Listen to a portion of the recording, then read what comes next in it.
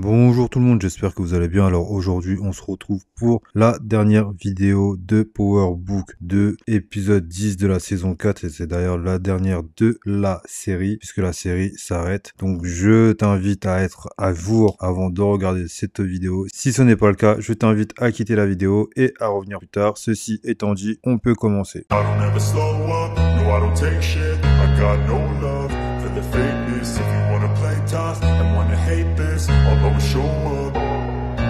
Alors comme je disais, c'est le dernier épisode de la saison, mais également de la série, puisque Stars a annoncé que c'était le dernier épisode et qu'il n'y aurait pas de saison 5. Mais au vu de la fin, comment ça s'est terminé, on peut facilement imaginer qu'il y aura un nouveau spin-off avec Tariq et avec d'autres personnages, avec Brayden, etc. Je pense que ça va être une sorte de Gosse 2.0. Mais pour l'instant, on va s'attarder plutôt sur l'épisode qui s'est déroulé, puisqu'on a eu un épisode encore une fois assez bâclé pour ma part. Enfin, moi je trouve qu'il était un peu aussi en deux parties. Une première partie pendant environ 20-25 minutes où concrètement il se passe pas énormément de choses. C'est plus de la parlotte, etc. Et un petit côté Empire parce qu'il y a de la romance, etc., etc. Mais une deuxième partie où il y a les plans qui se mettent en place, il y a de l'action, il y a tout ce qu'on veut dans un épisode. Sauf que c'est fait de façon un peu rushée, on va dire, parce que ils ont voulu tout mettre dans un seul épisode pour pouvoir finir sur l'épisode 10 et ça se ressent quand même assez pas mal. Je sais pas ce que vous en avez pensé, mais il y a des choses qu'ils auraient pu faire durer un tout petit peu plus longtemps, quitte à faire un épisode de 1h10, 1h15 au lieu d'une heure. Ça aurait pas choqué le monde et puis ça aurait fait un meilleur rendu parce que ça se voit que c'est bâclé en fait. Franchement, ça se voit que c'est bâclé. Mais après, c'est un peu à l'image de la saison puisque moi, pour ma part, j'ai pas vraiment pris de plaisir à regarder cette saison 4 parce que c'était tout le temps bâclé, toujours fait en boîte. En fait, à chaque fois qu'il y avait un truc qui commençait, il fallait que ça se termine obligatoirement dans l'épisode et c'est ça que j'ai trouvé dommage et c'est exactement ce qui s'est passé également dans cet épisode puisque on a eu le droit au fait que Ken ait trouvé une sorte de plan, pas tout seul, avec l'aide de sa famille et de Tariq pour pouvoir éliminer Noma et d'une très belle façon. Mais encore une fois, il y a eu Ken Houdini puisque le mec s'est fait tirer dessus par une dizaine de flics et en même pas 3 secondes, il a disparu. On sait pas comment il a fait pour s'échapper, mais il a réussi à s'échapper. C'est un peu de la science-fiction là pour le coup. On a également eu le droit à un Tariq qui voulait faire le dur face à Carter et qui a été aidé de Brayden et de Effie pour trouver des informations sur Carter. Et là, on a eu le droit à une guerre psychologique qui, pour ma part, et ça n'engage que moi quand je dis ça, mais pour ma part, Carter a gagné cette guerre psychologique puisque il a appuyé sur les bons trucs à chaque fois et Tariq a répondu à chaque fois par la violence et non par les mots. Ça, pour moi, ça prouve que Carter a pris le dessus sur Tariq et qu'il l'a eu psychologiquement. Après, ça s'est un peu inversé, mais c'est parce que Tariq a eu des informations sur Carter grâce à Brayden et Effie qui sont partis chez ce dernier pour pouvoir avoir des informations. Il a commencé à parler de sa femme Denise qui l'a mis un peu dans un état un peu second.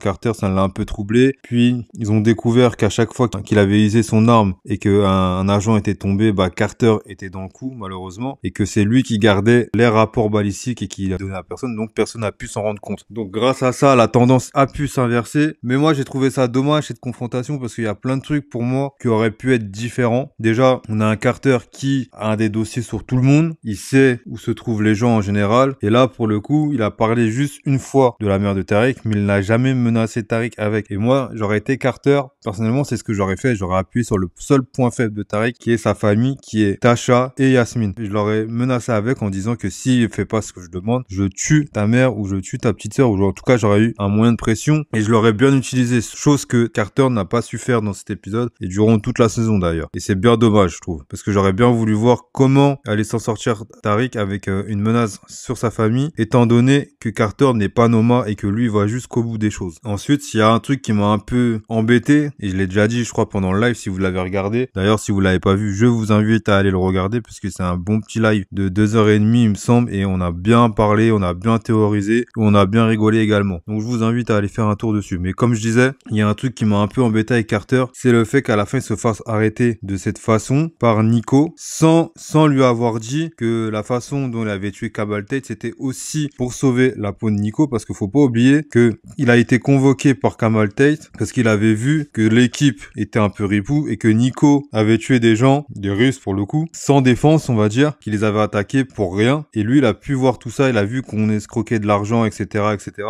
Et c'est pour ça en grande partie que Carter a tué Kamal, parce qu'il avait découvert la vérité sur Nico et qu'il voulait balancer Nico. Et Carter n'était pas du même avis, donc il l'a buté. Et ça, pour moi, c'est un faux pas scénaristique, parce que ça, c'est un truc qu'il aurait dû utiliser pour contrer le fait qu'il avait tué un flic. Parce que jusqu'à maintenant, dans la série, il a tué qu'un seul flic. Et le seul flic qu'il a tué, c'était Cabal Tate. Donc oui, il a bravé son code, mais c'était pas pour rien, c'était pour sauver Nico. Et ça a pas été dit à la fin et ça aurait pu le sauver. Autre chose auquel on n'a pas pensé, c'est que Effie a donné une clé USB à Drew pour pouvoir effacer le meurtre que Tariq et Brayden ont fait, le meurtre de Zion du coup, mais elle a pas précisé ce que ça allait effacer, elle a dit que ça allait tout effacer. Donc pour moi, à partir du moment où on me dit que ça a tout effacé, ça veut dire que dans l'ordi, il n'y a plus aucune preuve. Donc ça va dans un sens comme dans l'autre, c'est-à-dire que la preuve qui montrait que Tariq et Brayden avaient tué quelqu'un a été effacée, mais ça veut également dire que toutes les preuves qu'il y avait contre Carter ont aussi été effacées. Donc en vrai, ils n'ont plus rien pour le tenir, à part la parole, il y a que ça pour le tenir. Et la balistique, mais une balistique, ça peut changer. Donc c'est pas réellement une preuve. Donc pour moi, c'est deux choses essentielles sur lesquelles Carter aurait dû réaliser. Mais je pense qu'il a tellement été troublé par le fait qu'on lui ait parlé de Denise et que Nico vienne de le trahir qu'il n'a pas pensé à le faire. En tout cas, moi, c'est ce que je comprends. Voilà. On va maintenant parler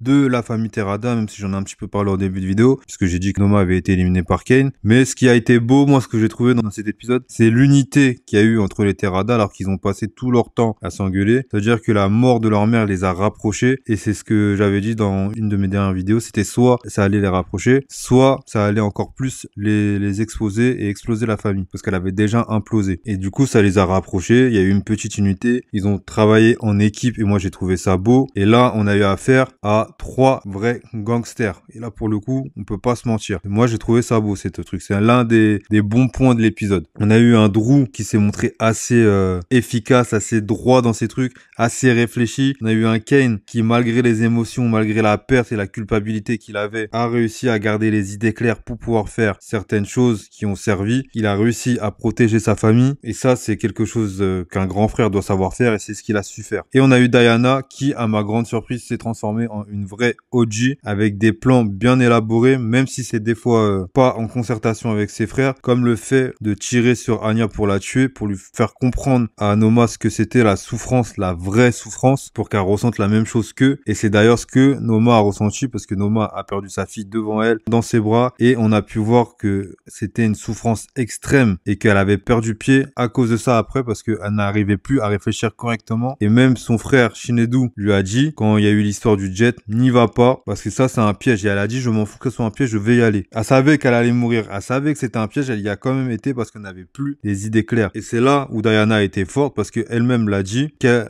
ne pourrait plus partir, parce que maintenant elle voudrait se venger. Et c'est exactement ce qui s'est passé, parce qu'en tuant Anya, elle a voulu se venger et elle ne pouvait plus partir. Elle avait son histoire de vengeance à régler et elle a voulu la régler, et ça lui a coûté la vie. Même si maintenant Kane est recherché dans tout New York et a dû s'enfuir, je pense qu'il est parti à Chicago, parce que j'ai vu quelques photos où il était avec Damon, etc., avec des membres du CBI. Donc je pense qu'il est parti à Chicago, et ça rejoint ma thèse que j'ai pu dire soit pendant le live, soit dans ma dernière vidéo, où je disais que il allait rejoindre le CBI et que ça serait pas impossible, parce que ses cousins, je crois qu'ils viennent de Chicago, donc ça peut faire la connexion. Mais en tout cas, c'était les Terada qu'on aurait voulu voir depuis le départ. Malheureusement, on n'a pas pu voir ça, parce que il y a eu une implosion qui s'est fait petit à petit, et j'avais dit que sans la mort de Monet, personne ne pourrait s'émanciper. Et bah, c'est chose faite. Maintenant que Monet est morte, ils ont tous pu s'émanciper, et on a pu voir que Drew, lui, avait décidé à la fin de l'épisode de ne pas rester dans le business et de partir à Paris dans une école d'art. On a vu que Kane, lui, allait d'abord devoir ne pas rester sous les radars, on va dire, essayer de se faire discret pour pas se faire repérer par la police. Et on a eu une Diana qui avait faim, avait soif de business, soif d'argent, qui voulait reprendre le business familial, donc la suite de Monet. Donc je pense que dans le prochain spin-off qu'on aura, on aura Diana qui sera en baronne de la drogue, et on aura Tariq de son côté qui sera en baron de la drogue. On aura les deux au sommet, on va dire. Mais le problème actuel, c'est que à la différence de Tariq, Diana doit repartir de tout en bas, là où Tariq n'a pas ce problème, puisqu'il a déjà son réseau qui est en place et qui fait déjà de la monnaie. La seule différence est là, en fait. Donc ça m'étonnerait pas que Diana finisse par travailler pour Tariq. Ou avec Tariq, on sait pas, parce que peut-être qu'ils vont finir ensemble. Même si moi, je pense qu'il va plus se diriger vers Effie, que ce sera Effie sa Tasha. Comme je le disais depuis le début, je pense que Effie sera sa Tasha et que Diana sera sa maîtresse, ou je ne sais pas, ou peut-être que ça sera rien du tout pour elle, juste une partenaire. Voilà. Donc un épisode qui m'a laissé quand même assez mitigé. Je sais pas ce que vous